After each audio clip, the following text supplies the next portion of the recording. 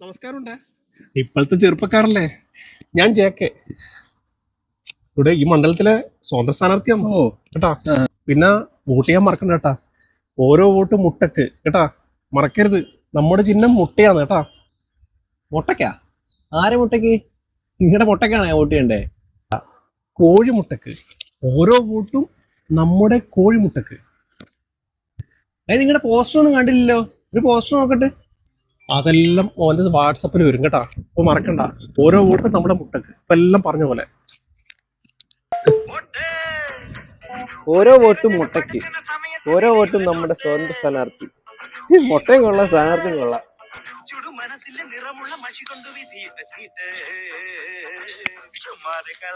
ഇന്ദിരാഴ്ച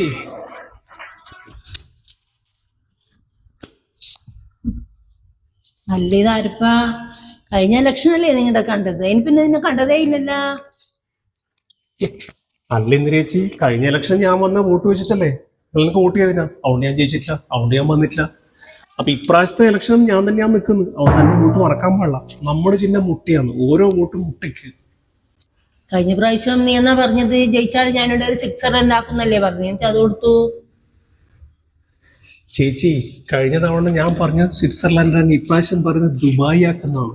ഈ നാടിനെ ഒരു ദുബായ് പോലെ ആക്കും. പക്ഷെ ആദ്യം നിങ്ങൾ എനിക്ക് വോട്ട് ചെയ്യണം. വോട്ട് ചെയ്ത് ജയിച്ചു കഴിഞ്ഞാലേ എനിക്ക് ദുബായ് ആക്കാൻ പറ്റും. മനസ്സിലായ? അപ്പൊ വോട്ട് മറക്കണ്ട, മുട്ടക്ക് തന്നെ വോട്ട് ചെയ്യണം. കഴിഞ്ഞ പ്രാവശ്യം നീ എന്നാ പറഞ്ഞു? എന്റെ വാർദ്ധക്യ പെൻഷൻ ശരിയാക്കി തരട്ടെ? എന്റെ പെൻഷൻ ഇതുവരെ എനിക്ക് കിട്ടിയിട്ടില്ല.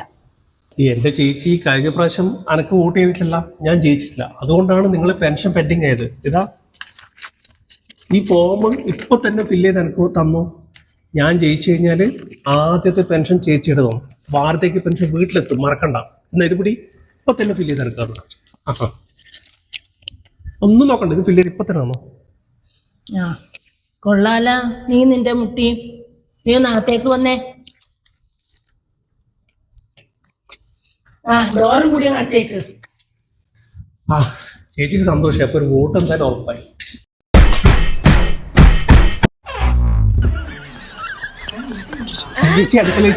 നീ നിന്റെ മുട്ടി വാർദ്ധക്യ പെൻഷനുള്ള അപേക്ഷ വെച്ചിട്ട് വിധവാ പെൻഷനുള്ള അപേക്ഷ കൊടുത്തിരുന്നല്ലടാ. ഫോം മാറിപ്പോയത് എന്റെ ചേച്ചി.